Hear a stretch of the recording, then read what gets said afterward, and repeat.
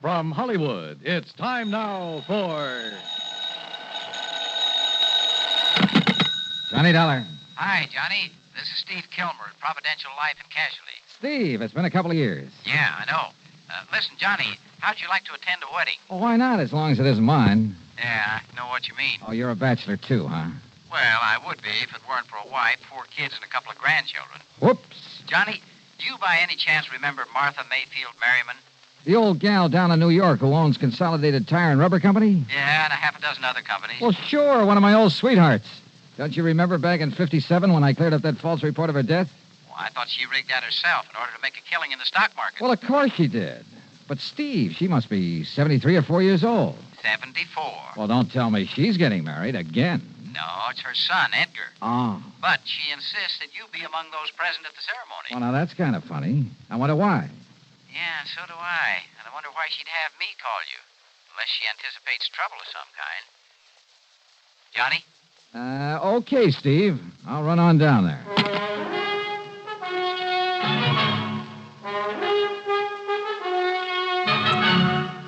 Bob Bailey in the exciting adventures of the man with the action-packed expense account. America's fabulous freelance insurance investigator. Yours truly, Johnny Dollar. And now, Act One of yours truly, Johnny Dollar.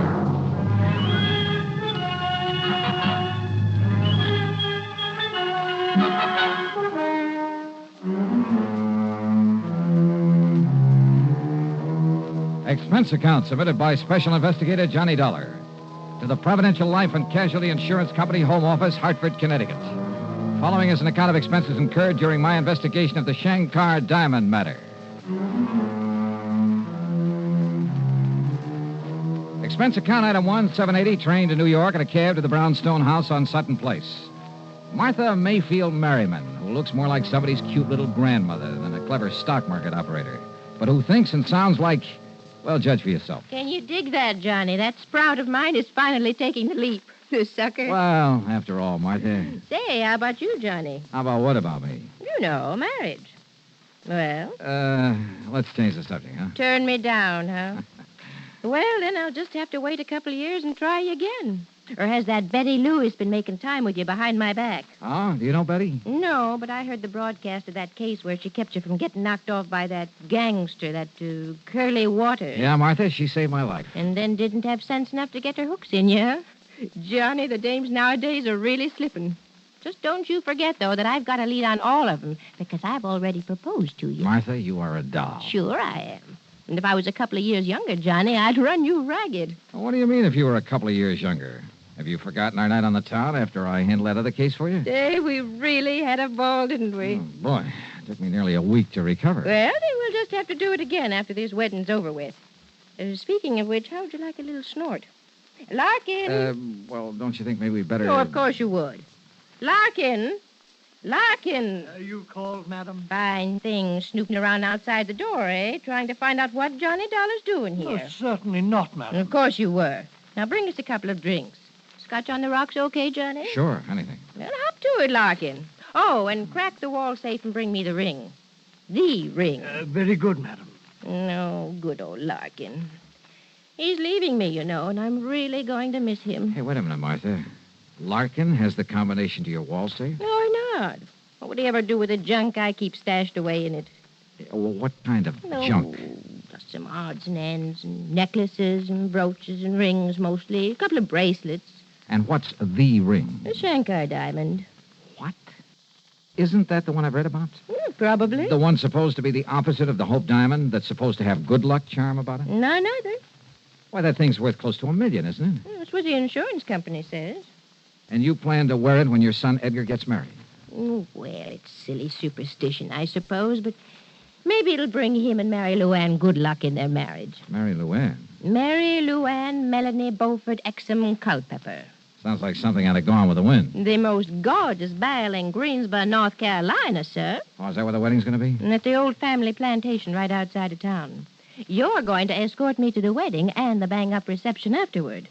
I understand those Southern folks really know how to throw a wingding. Hey, tell me, Martha, do you expect somebody to make a try for that diamond? Well, sure, I always do. Some of the top jewel thieves in the country have tried to snatch that rock. Uh-huh. Now, who else knows that you've called me in? No, not a soul. Oh, good. Let's keep it that way. I'm with you. Okay, then. I'll run on back to Hartford and get some clothes to fit the occasion. Johnny, with you and tails and me and a set of threads that Balenciaga socked me a couple of G's for, we're going to knock 'em dead. Then I'll come back here. We'll pick up the diamond and go down to Greensboro together. I know. We'll take one of my company planes. Just the two of us, Johnny, with maybe a case of champagne on board. How about that? Martha, we will have us a ball. Quite a gal. And if I have that much get up and go when I'm her age, well, I hope she'll live forever. Yeah, the trip to Greensboro sounded like it would really be a ball. But just before I left her, Larkin brought in the Shankar diamond.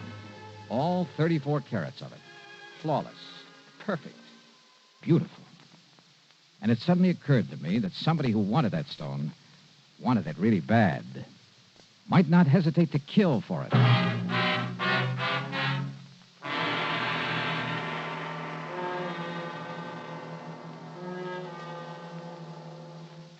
Act two of yours truly, Johnny Dollar, in a moment.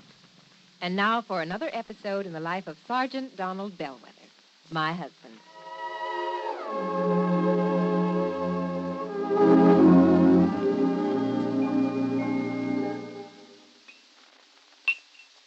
Oh, that's what I call a good dinner, Reba. Oh, that was delicious. Well, I'm glad to hear that, dear.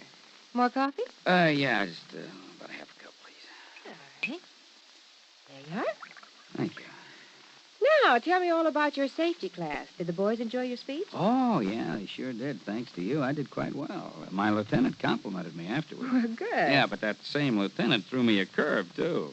How, dear? Well, after I gave my talk, he asked the men if there were any questions. Well, that did it. But one of the guys stood up and said, look, Sarge, you claim there were over 95,000 deaths and over 9.5 million people injured in accidents in the U.S. last year. Looks to me like all those safety campaigns and slogans are doing no good at all. Well, how did you answer it? I didn't. I couldn't think of an answer. I got out of it by saying I'd have more facts and figures at the next meeting. All right, let's see now. Oh, yeah, here it is. Now, first, Sergeant Bellwether, you start off by telling the boys that since 1913, the accidental death rate has been reduced 35%. Mm-hmm. Or, in other words, if there hadn't been campaigns and safety measures put into effect to reduce accidents, almost 1 million more people would have been killed in the last 46 years. Is that right? It certainly is. I'm reading it right out of the National Safety Council record books. Oh, and another thing. Accidents in the farming areas are much higher than in the cities. Now, do you know why? Why? Because in rural areas, there are fewer policemen enforcing safety laws and less traffic signs and signals to guide the motorists. Mm-hmm.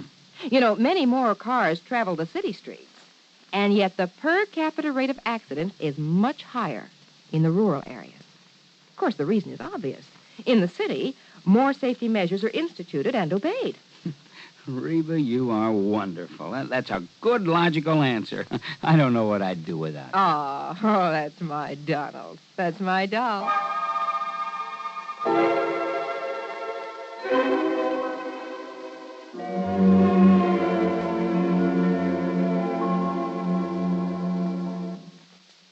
And now, Act two of yours truly, Johnny Dollar and the Shankar Diamond Matter.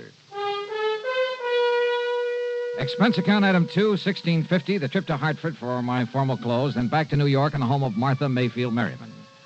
By the time I arrived, she was packed for the trip to Greensboro, North Carolina, and the wedding of her son Edgar. Her chauffeur drove us to the airport and then, much to my surprise, took over as pilot of the huge private 2-engine plane that was waiting for us. Within a few minutes, we were airborne and on our way. And in my pocket was the ring, the Shankar diamond. What are you looking so glum about, Johnny? You, Martha. Oh, what are you talking about? I'm the one who ought to have the sourpuss. I proposed to you. You turned me down. Martha, I don't think you really level with me. You think I wouldn't marry you? You're good-looking. No. I mean about this diamond. Well, now, Johnny, I don't dig you. Well, if there'd been some real serious attempts to steal it before, I would have been warned by the insurance company. Well, so they forgot to tell you, is all. Is it? Or do you have reason to think that somebody's going to try to get it now, while you're away from your usual police protection? Yeah, I thought so. Okay, Martha. Who? Did you get a look at my chauffeur, Johnny? The laddie who's steering this crate? Well, I could hardly help it. If you mean to say... Yes. Yes, Johnny, I think the only reason Eric ever took a job with me was to get his hands on that diamond. Eric who? Eric Melvin Chatterley. Chatterley? Yes, he's a distant cousin of Larkin, my butler. And Larkin's leaving you shortly. To spend his last days in his beloved England. Did Larkin recommend him to you? No. Actually, he didn't even know much about Eric, in spite of their being related. Well, how long has Larkin been with you? Oh, years. And this Eric? 5 or 6 months. Martha, why do you suspect him? Well, now, 2 reasons. In checking up on him after I hired him, I found out that his old man, Byron Chatterley, is still serving time in an English prison. What for? He was a jewel thief. Sure. I remember reading about him. He was a real expert, painstaking and patient. Spent over 3 years working on a plan to get hold of the crown jewel. But he didn't plan long enough, and that's when they nabbed him. And if some of the head shrinkers are right, if crime is in Eric's blood, well... What was your second reason? Well, about a week ago, I found Eric alone in the study. And I think he was casing the wall safe. But you're not sure. He had a dust cloth, and he started flicking it around, muttering something about giving Larkin a hand, which is highly unlikely. You didn't accuse him? No. I just made it known that I was going to take the diamond with me to the wedding, and I sent for you. But if he knows who I am, what my business is... I don't see how he can. I beg your pardon, madam. Wait, Johnny. Is there any way he could have been hearing us up there in the pilot's compartment? No, I don't see how. Yes, Eric? We'll land in Greensboro in about 5 minutes, madam. Thank you, Eric. We'll be ready. Well, Johnny? Martha, the only time you'll have this diamond is at the wedding. And the reception. After all, that's the only chance us old biddies will have to show off our furs and jewelry. Okay, and the reception. The rest of the time, it'll be right here with me. But nobody's to know that. Martha could be wrong, of course. About Eric, I mean. The fact remained that within a few hours, everybody in Greensboro knew about her being there with the Shankar diamond. The Culpeppers made us comfortable in the old mansion. The suite they gave to Martha was big enough to house a family of 12. During the next 24 hours, the place was, well, I'd call it a kind of dignified madhouse, what with all the preparations for the wedding. There were house guests by the dozens. Some were obviously very wealthy, but some had just as obviously seen better days. And I couldn't help wondering if a couple of them might have designs on that $1 million diamond. I stayed as close to Martha as possible and at the same time kept a constant watch on Eric. The police who'd been hired for the occasion appointed him as a special guard. Darn fools. They didn't know it, but they were playing right into his hands. If, that is, Martha's suspicions were right. Then, late the following afternoon, the wedding went off without a hitch. The blushing bride was beautiful, and the bridegroom looked appropriately happy. After the ceremony, the ladies all retired to bedeck themselves in their most fetching gowns and furs and jewels. And finally, about 8 p.m., the big reception got underway. There must have been a couple of 100 people in that ballroom, and the champagne and bourbon flowed like water. Yeah, and I danced with some of the prettiest, most gorgeous girls I've ever seen, right out of Charles of the Ritz. Then, it must have been well after midnight. I caught a glimpse of a shadowy face outside one of the big French windows. As I looked again, it disappeared, but I was sure that it was Eric. I excused myself from Martha, with whom I'd been talking, and, well, that was a mistake. As I reached the window, all the lights suddenly went out, and behind me I heard a scream. It was Martha, no question of it. By the time I fought my way back through the crowd to where I'd left her, the lights came up again. And yeah, there she lay, unconscious on the floor. The Shankar diamond stripped from her finger. Act 3 of yours truly, Johnny Dollar, in a moment. Do you know who said, absolute freedom of the press to discuss public questions is a foundation stone of American liberty? Those words were said by former President Herbert Hoover. Mr. Hoover was well aware of the important role that freedom of the press had played in the creation and growth of the United States of America. He realized that without freedom of the press, no democratic form of government could exist.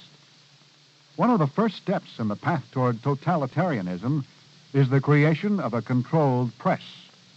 A free press hampers the work of a potential dictator. When the press is free, the people of a country are free. When the press is not free, the people of a country are in danger of slavery. Remember the words of Herbert Hoover. They are part of your American heritage. Freedom of the press is a foundation stone of American liberty. And now, Act 3 of yours truly, Johnny Dollar. Within a few minutes of the time the lights had gone out and Martha had been robbed, we had her upstairs in a suite, a doctor in attendance. Fortunately, she'd only fainted from shock and the pain of having the Shankar diamond forcibly stripped from her finger. I acted fast. I had the special police haul Eric Chatterley into Greensboro. Then, after organizing a methodical search of the old mansion, I checked around outside the window where I'd seen Eric's face. And there, sure enough, was a main fuse box where the lights had been turned off. I checked back with Martha to be sure she was okay, then borrowed a car and drove into Greensboro to police headquarters. You all better give us some other reason to hold them on, Mr. Dollar. What do you mean, Chief? My boys went over every stitch on him, but they've found absolutely no sign of that diamond you're talking about. How about his quarters there at the plantation? Now, you know as well as I do, sir, he had no chance to hide anything, except on his person. Hey. No, sir, unless you can prove me wrong, we got no reason to hold him. Wait. Where's the nearest hospital? Hospital? Yes. And, Chief, I give you odds I can find that diamond on Eric Chatterley. The X-ray of Chatterley's midsection took a few minutes. Development of the film, a few minutes more. Careful examination of it, only a few seconds. Great day, Mr. Dollar. You were right, sir. Yeah? Was I? Look for yourself. He must have taken it out of the ring. But the important thing, the diamond is sitting right there in the middle of his stomach. The outline of that stone is just as clear. And that's just the trouble, Chief. Trouble, sir? Oh, that's the stone that Eric tore off her finger, all right. So go ahead, hold on to him. But if that's it, sir... But, Chief, that's not the Shankar diamond. All right, Governor, all right. You caught me with the Readick goods on me, so I'll take the rat for it. And it won't be the first time. But you got to admit it was pretty clever of me. Clever? When you couldn't tell the difference between the real thing and a carefully made imitation? Imitation? That's right. The stone that you swallowed. No. He told me she had the real thing.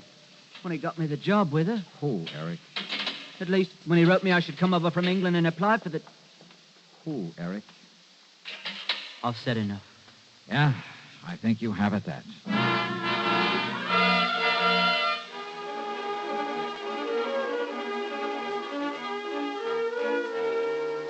Eric have the combination of that wall safe? Of course not.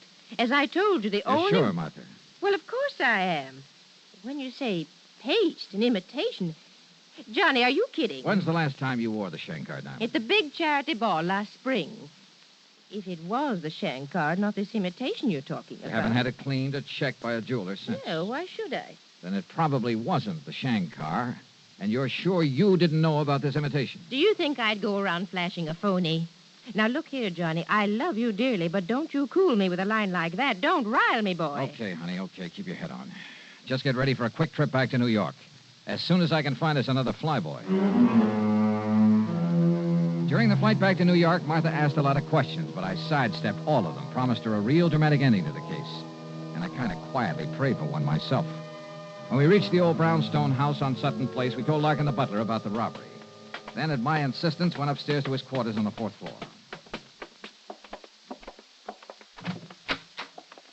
Here you are, sir. I'm afraid I don't understand. You've sure got me bugged, too, Johnny. Larkin, I see you're already packing for your trip back to dear old England. Yes, sir. During my 4 years of service with Madam, I find I've accumulated quite a... I beg your pardon, sir.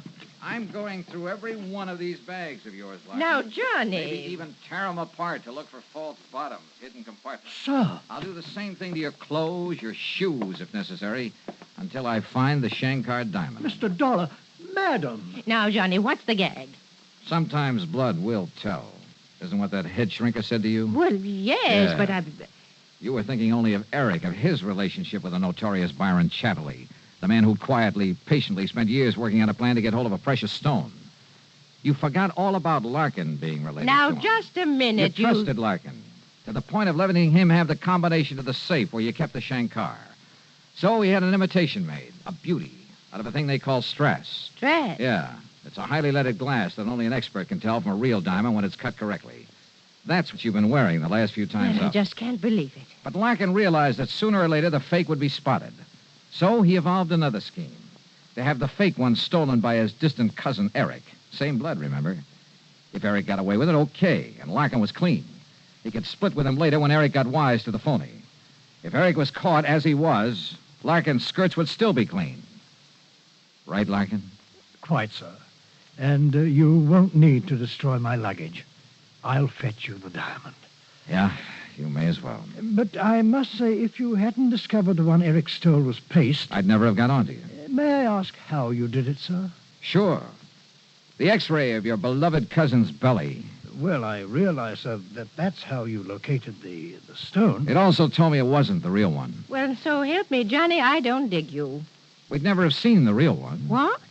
Genuine diamonds are completely transparent to X-rays.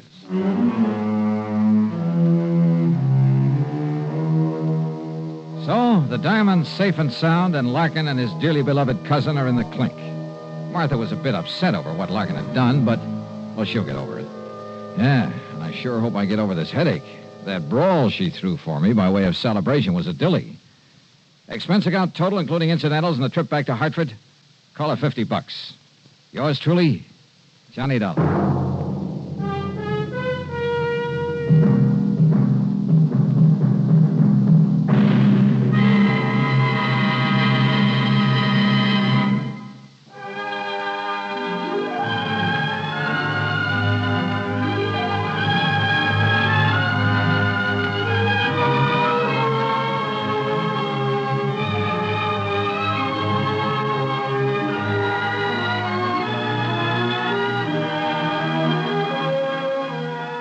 Yours truly, Johnny Dollar, starring Bob Bailey, originates in Hollywood and is written, produced, and directed by Jack Johnstone. Heard in our cast were Lillian Bayef, Jack Edwards, Barney Phillips, Forrest Lewis, and Eric Snowden. Be sure to join us next week, same time and station, for another exciting story of yours truly, Johnny Dollar.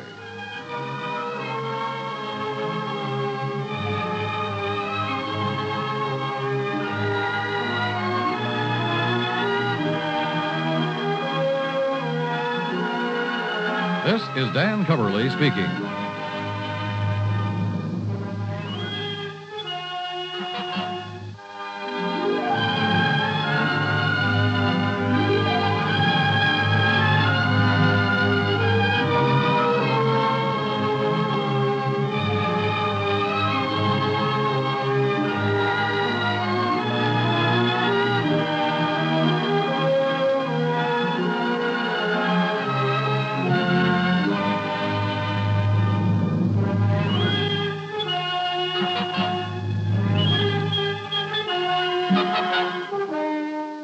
Johnny Dollar has come to you through the worldwide facilities of the United States Armed Forces Radio and Television Service.